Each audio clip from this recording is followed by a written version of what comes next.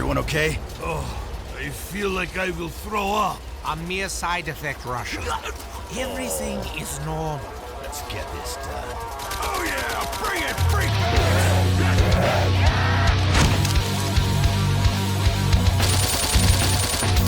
So, the long-awaited retrospective, Riese. The fourth installment and the final map for World at War was the final push to set the stage for Black Ops 1 and define the game's most iconic features. The majority of the community's opinion on Riese is that it is a great map and was a very, very crucial part to zombies as a whole. But I want to ask you today, do people overrate this map by putting it in their top 5? Now, as much as I like Riese, I don't believe it's deserving of a top 5 spot. It is a great map to set the standard for a zombies map, but being seen as one of the best of all time seems like people being blinded by nostalgia. What's going on, guys? I'm Tuxedo, and today marks the 4th episode in our zombie analysis series, and our final one on World at War. The support I've been seeing recently has been insane, and I really do appreciate every single one of you taking time out of your day to watch and leave your thoughts in the comments. It means a lot to me that I can just make a video just talking about something I love, and that you guys are interested in what I have to say. But enough sappy generic YouTuber dialogue, as we get into maybe the most revolutionary zombies map of all time, Riese.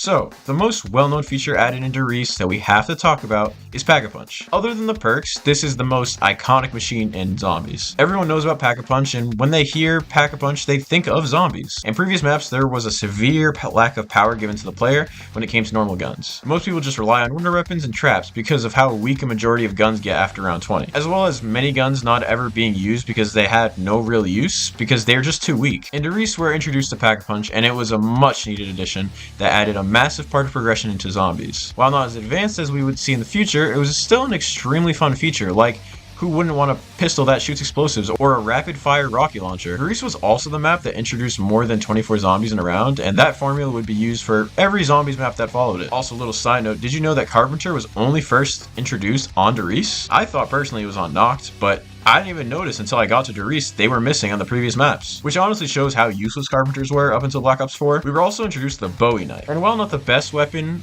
especially considering World at War's melee system, but it can be a reliable weapon for the early rounds. Unfortunately though, it's 3,000 points, which on early rounds you need as many points as possible. So while a decent weapon, it's not really worth buying unless you have nothing else to buy.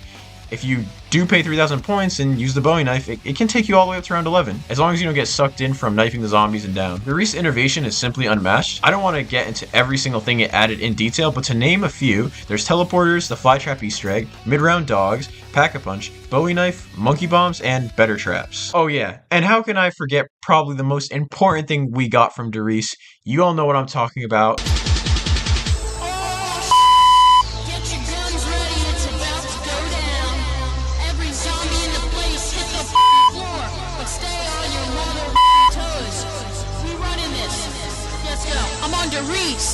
I'm on Riese. Everybody look at me cause I'm pissing on a zombie. I'm on Riese.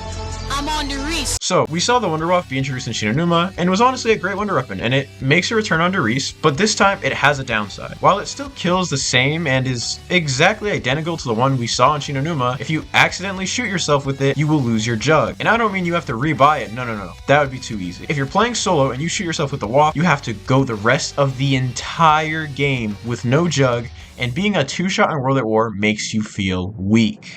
This feature, from my knowledge at least, is a glitch, and was not intended, but regardless, it is still in the map and makes using the Waff almost impossible on solo, and you're honestly probably better off using any other gun, so at least you can keep your jug. This glitch really does hurt the map because the main wonder weapon is basically unusable. Luckily for World at War though, it has so many different guns that are great and fun to use, meaning that it is still possible to go for high rounds when you can grab yourself an MG42 and camp on the catwalk. The catwalk is easily one of the most iconic camping spots in all of Call of Duty Zombies, and one of the easiest places to camp, especially with multiple players. Since at the time, training really wasn't a known strat, if you were playing Riese, you were camping here. However, today, that is not the case. I asked you guys in a poll, and yes, I do this sometimes, if you camp or train on Riese, and while I personally thought it would be a majority of players still camp, it's actually split pretty evenly, with camping winning just barely. I think the reason it's so split now is we're all much better zombies players than back in the day, and we're all so used to training on the future maps, just camping on a map doesn't feel the same or as rewarding. Because anybody can just camp in the corner shooting until they run out of ammo, but not everybody can train hordes of zombies for hours without a mistake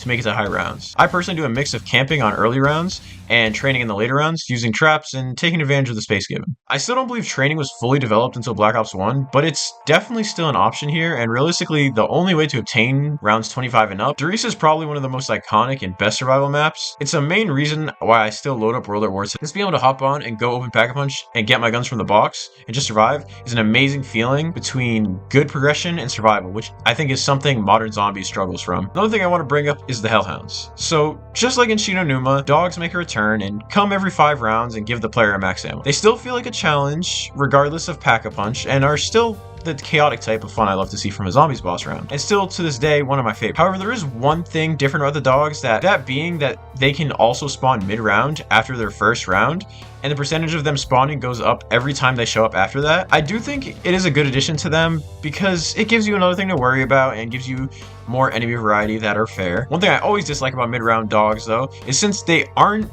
in their own round anymore, the zombies and dogs move at different speeds, messing you up while you train, meaning you have to kill the dogs before you can continue training. Also, they feel way less rewarding because they don't drop a max ammo anymore, making them more of an annoyance than anything else. I don't think it's a horrible feature necessarily, but I do think this game could do without it. Oh, by the way, I'm still waiting for the Hitler boss to come out of this door.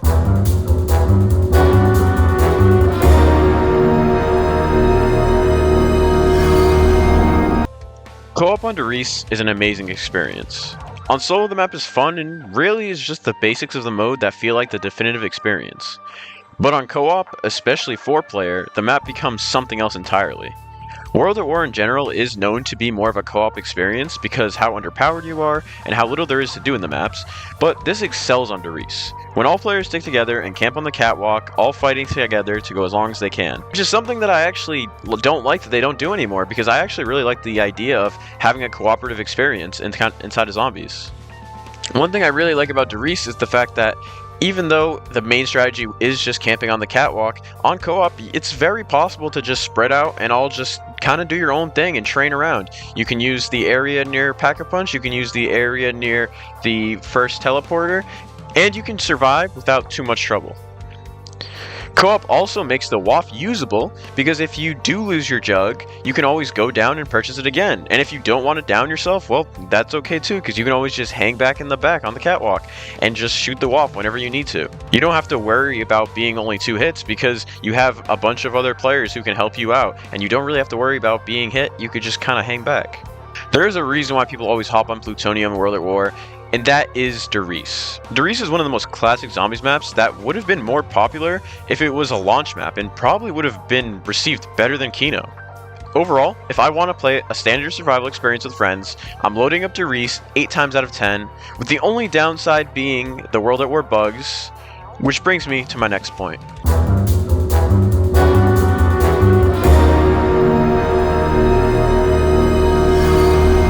Black Ops 1's version of Riese is my favorite version of the map. Like I say with all my Black Ops 1 remasters, they do a very good job of keeping the map similar to the original while making them feel more refined and returning some of my favorite weapons from World at War, like the Thompson and Double Barrel. I also love how WAF is actually usable in this version and feels how the map was originally planned to be, but unfortunately Black Ops 1's Wonder WAF still feels like Reese is skull fucking me whenever I look into the light. It still is a very good wonder weapon, and I love that we can see how the map was intended to function. Another thing improved in this remake is while I said I love upgrading the guns in World at War, Black Ops 1's guns are so much more fun to use on this map, especially with things like the shotgun or grenade launcher attachments that are actually viable and a unique feature that makes all the guns feel like they have a different experience. Oh yeah, and I can't forget my boys, Mustang and Sally, easily my favorite weapon in all Call of Duty Zombies. The Giant is a remake of Riese, and I questioned if I should even talk about it here or not, considering it's technically a different map with different characters and a slightly different Easter egg. However, while it is definitely different, it is similar enough of a remake that complements the original version while giving the map its own Black Ops 3 style. I will say it is a great example on how to remake a map without keeping it the exact same, while at the same time not being completely different like Blood of the Dead or Alpha Omega. Out of the 3 versions of Riese, I do think it's my least played version, but I still don't think that means it's a bad map, and in fact I think it is one of the most important maps in Black Ops 3, because how important having a survival map is in a game, and how it can bring in many different audiences. I don't want to rank the Giant between the other two just yet, and you'll have to stick with me until we make it to the Giant's own video.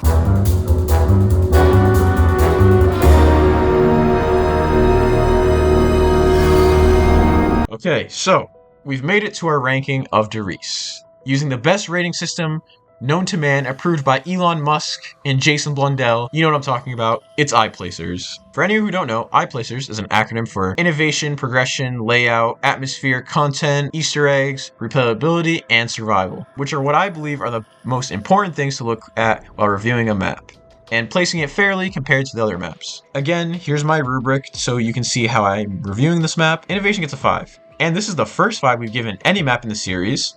The innovation in Riese is just simply outmatched by anything before or after it, and without the innovation seen in this map, Zombies wouldn't be what it is today. Progression gets a 3. Opening the map, unlocking PackAPunch, and getting perks is set in stone for what every map should be like after this. Layout also gets a 3. It's an average Zombies map layout, and every map should be expected to improve off this layout. Atmosphere gets a 3. While not as great as the previous World at War maps, it does feel like you're in a facility where Element 115 was tested. Content gets a 4. While there isn't as much as future maps, compared to all of World at War, it has so much. Easter eggs gets a 2, with the first main Easter egg, which is just shooting a few spots around the map, but was technically the first quest you could do in Zombies, but it is lacking. Replayability gets a 3. It is easily the most average Zombies experience you could have, but at the same time, is not bad. Survival gets a 4. A survival map truly can't get much better than this. This week of Riese was probably one of the least amount of hours I've put in so far, mostly because how much can one man play World at War without going insane? I also wanted to say that I loved Riese, and it's a great map, in which I wasn't there to play back in the day.